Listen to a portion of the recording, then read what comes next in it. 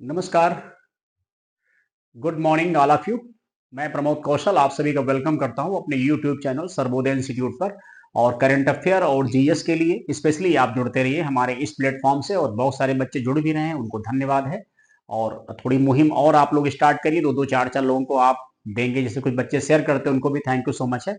Daily 7 बजे current affair class मिलती, कभी अगर नहीं मिलती तो उसके अगले दिन वो अपलोड कर देते, क्योंकि मैं भी कहीं से पढ़ाता हूँ, जुड़ा हूँ, टाइम मिलता है, तो अक्सर सुबह 7 बजे क्लास मिल जाती है आपको।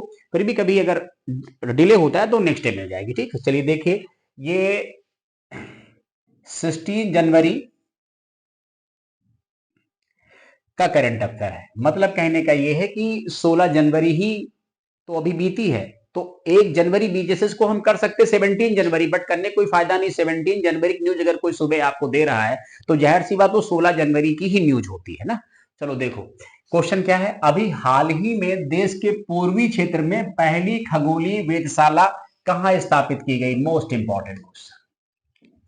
आप देखिएगा पेपर खोल करके, रेलवे है, एसएससी है, एनटीपीसी, जो भी पेपर देते हो, करंट अफेयर तो हर पेपर में कॉमन है, जीएस हर पेपर में कॉमन है। पढ़ते रहो और बढ़िया आपको मैटर मिल रहा है। ऑप्शन है पश्चिम बंगाल, असम, उड़ीसा, मणिपुर। राइट आंसर है पश्चिम बंगाल। ये बात समझ में आ गई। आगे इसकी व्याख्या को देखो, बहुत डीप में, उतना सोचा नहीं होगा आपने जितना डीप में हमने कर दिया है।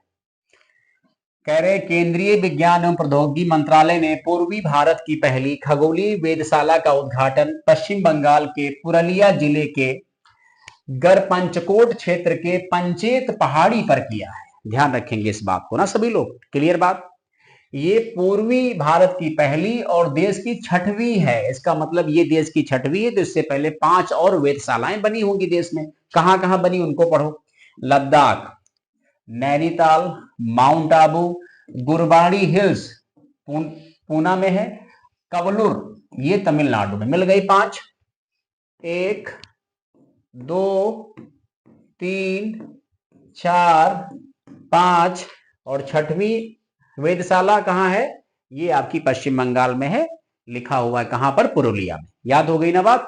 समझ रहे हो? देश में कितनी हो गई? 6। अभी कौन सी बनी? छठवीं। पहले कितनी थी? 5। क्लियर है बात? हर बात को ध्यान से पढ़ेंगे बार बार तो समझ में आ जाएगा। आगे देखते हैं पॉइंट क्या है।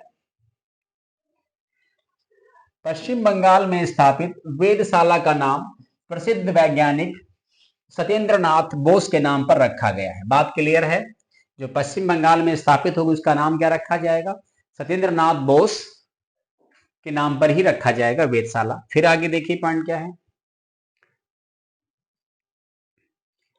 फिर है कि वेधशाला की स्थापना कोलकाता स्थित सत्येंद्र नाथ बोस राष्ट्रीय मूल विज्ञान केंद्र द्वारा की गई है। ये बात समझ गए? उसी द्वारा इसको स्थापित किया जा रहा है। महाराजा सवाई जयसिंह द्वितीय ने, ठीक है, सबसे पहले खगोलीय वेधशाला स्थापित की थी उज्जैन में। ये नहीं भूलेंगे आप, ये हिस्टोरिकल क्वेश्चन है, जयपुर वगैरह संबंध इनका रहा है, स्थापना की है। विश्व की सबसे ऊंची जो वेधशाला है वो चिली में है। याद आया? हमने लिथियम भंडार के लिए चिली का नाम लिया था। दूसरा एक देश कौन सा हो गया? चाइना हो गया है। तो ये भी सब ध्यान रखेंगे। पिछले वीडियो में जाओ, 6-6 7-7 8-8 मिनट वीडियो है सर, कितना टाइम लगेगा? 2-2 3-3 4-4 बार देख लो, क्योंकि मुझे समय तो बढ़ाना नहीं है, इसलिए तो मैं क्लास को रिकॉर्डेड दे रहा हूं। क्योंकि भाई लाइव क्लास में रहेंगे तो टाइम ज्यादा जाएगा, हम आपके प्रश्नों का उत्तर देखेंगे, समझेंगे, बोलेंगे। इसमें कुछ कहना बोलना है नहीं, जो है सब मेरी कथा कहनी, बस काम खत्म।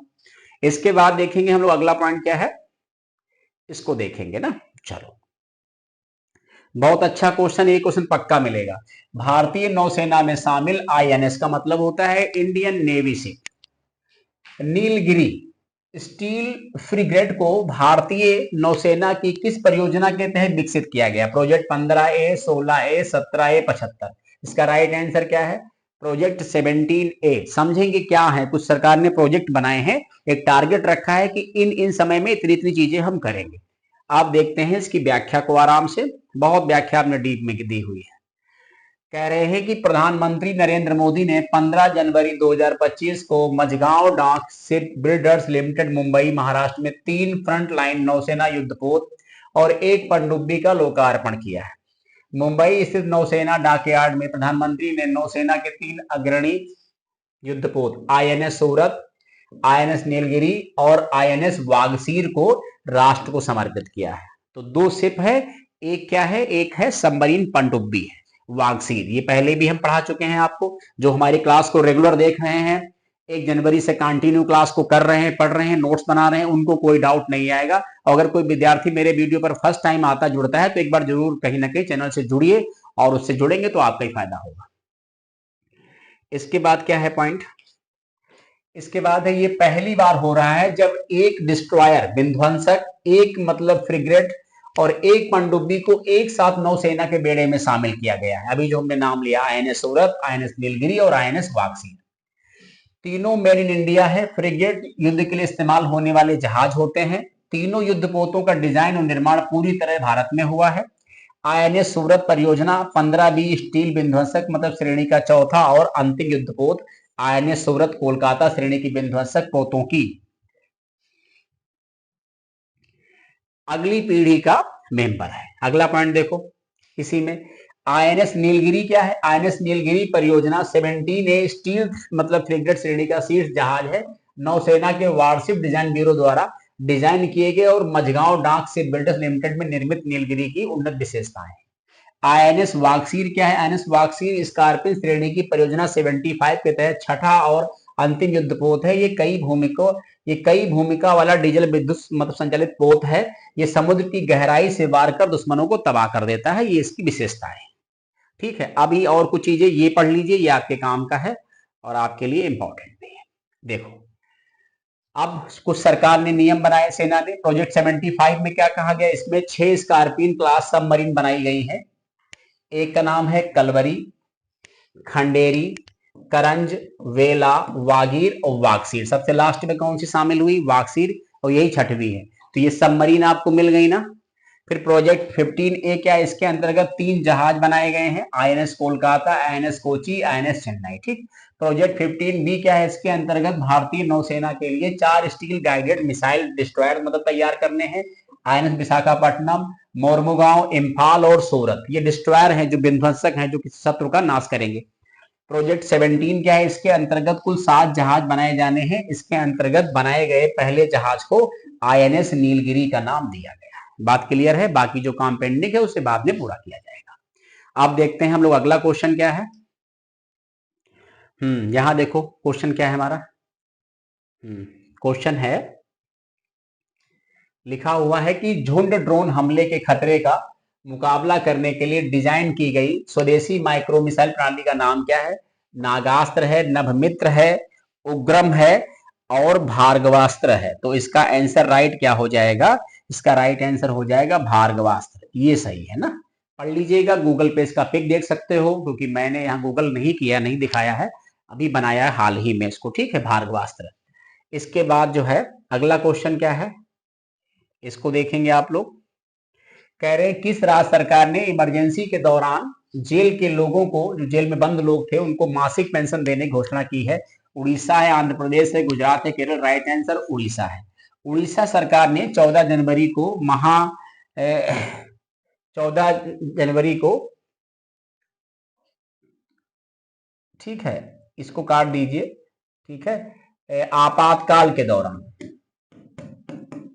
आपातकाल इमरजेंसी, आपातकाल के दौरान जेल भेजे गए लोगों के लिए 20,000 रुपए मासिक पेंशन देने की मंजूरी दी है। ये पेंशन 26 जून 1975 से 21 मार्च 1977 तक जेल में बंद व्यक्तियों को प्रदान की जाएगी। बात समझ में आई नहीं आई। जो लोग इमरजेंसी के वक्त, जो 25 जून को लगाई गई थी, 25 जून आप सबको याद होगा, अभी चर्चा में था, 25 जून 1975। ठीक है, तो 25 जून को क्या मनाया जाता है, संविधान हत्या दिवस। इसकी शुरुआत अभी हुई है, संविधान हत्या दिवस। राइट, ये सरकार ने डिक्लेयर किया है 25 जून को ही काला दिवस, संविधान हत्या दिवस। यानी संविधान लोकतंत्र की हत्या कर दी गई थी ना, लोकतंत्र हत्या दिवस कहिए। ठीक है, ठीक है, लोकतंत्र हत्या दिवस, लोकतंत्र हत्या दिवस। ठीक है, इसके बाद ये भी कह सकते हो संविधान हत्या दिवस मनाया जाता है। ठीक है, चलिए इसके बाद क्या है पॉइंट, इसके बाद है कि कुछ पेंशन बारे में और आप जान जाइए। यहां पर पॉइंट है कि कह रहे हैं कि ये पेंशन 1 जनवरी 2025 से शुरू होने वाली अवधि के लिए प्रदान मतलब किए जाएंगे। इससे पहले देश के 3 राज्य मध्य प्रदेश, राजस्थान, छत्तीसगढ़ में भी आपातकाल के दौरान जो लोग बंदी थे, ठीक है, जो लोग बंदी थे उनको पेंशन योजना शुरू की गई थी। यानी 20,000 रुपए उड़ीसा सरकार अभी हाल ही में जो इमरजेंसी दौरान जेल में बंद रहे थे उनको मिलेगा, जो उड़ीसा के होंगे और केंद्र की नीतियों के खिलाफ उसमें जेल में बंद थे, उनको ये जो है पैसा मिलेगा 20,000 रुपए महीने, जब तक जो भी उनकी एज बची हो।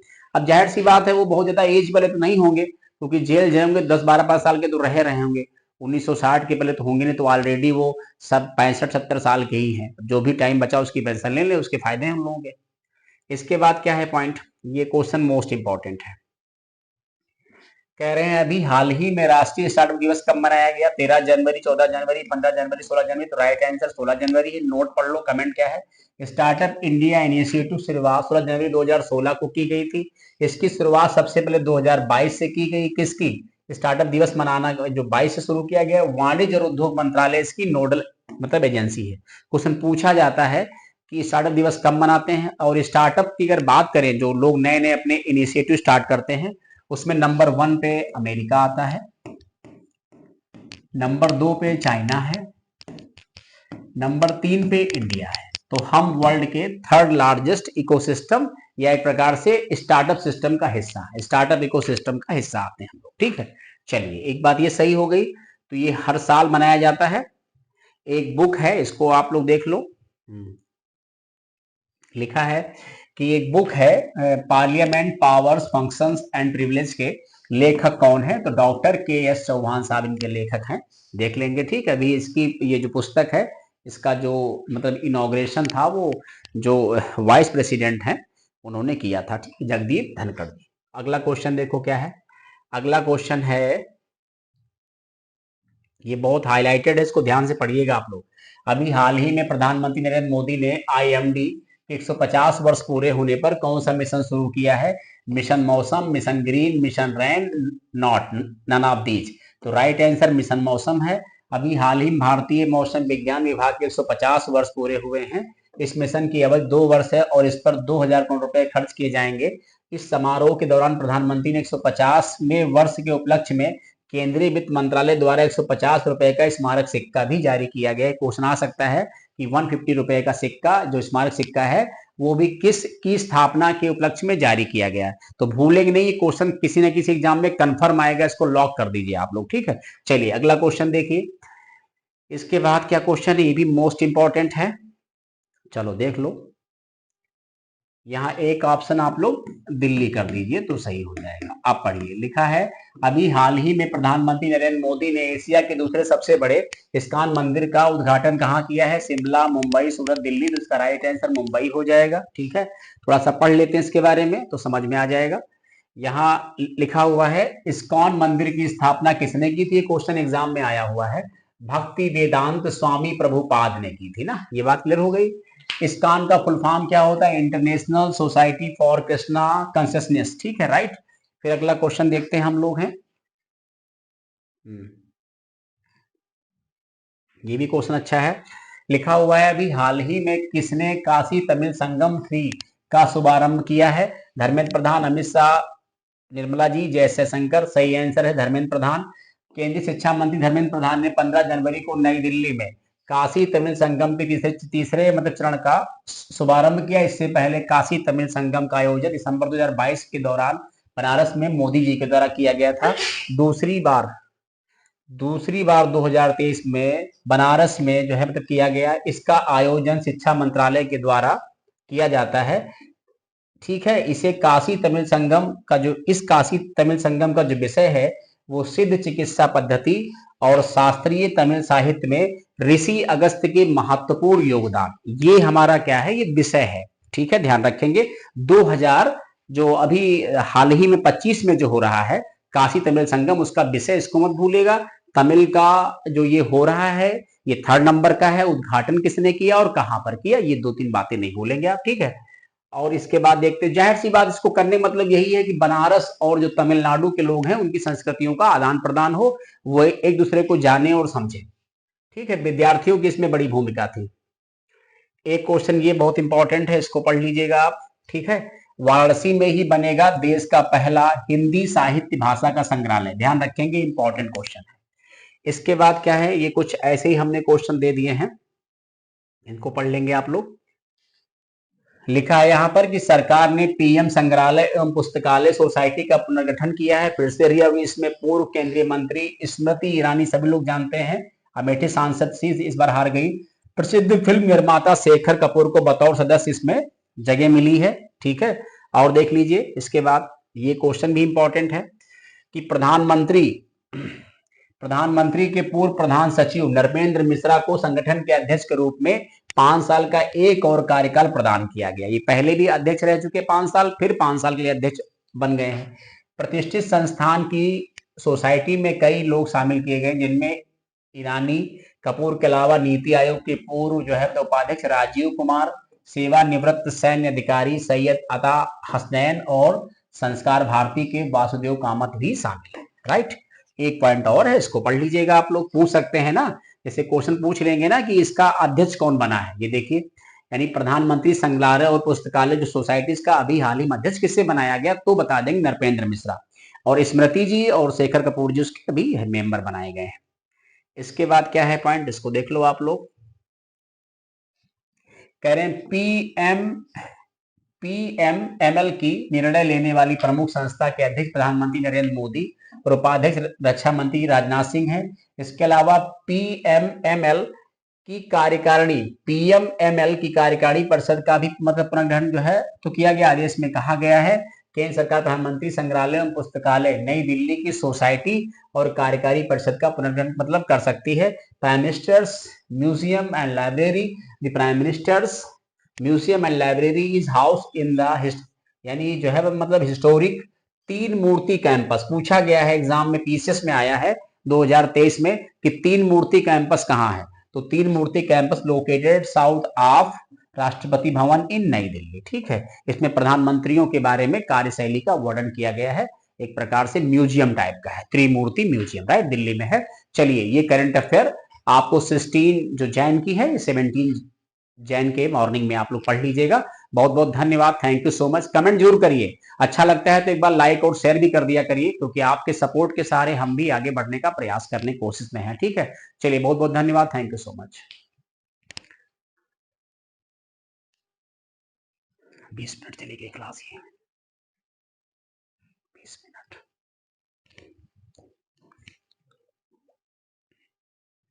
लाइट ऑन है, कोई बात नहीं, ये हम समझ सकते हैं, ये इनवॉलेंट्री। ठीक है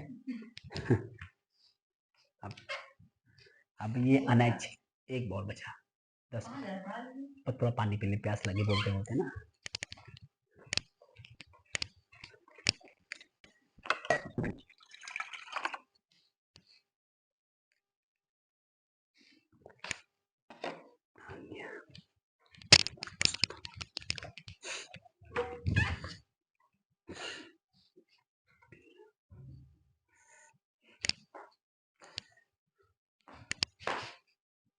ये थोड़ा कम में हो जाएगा, 10 मिनट में हो जाएगा।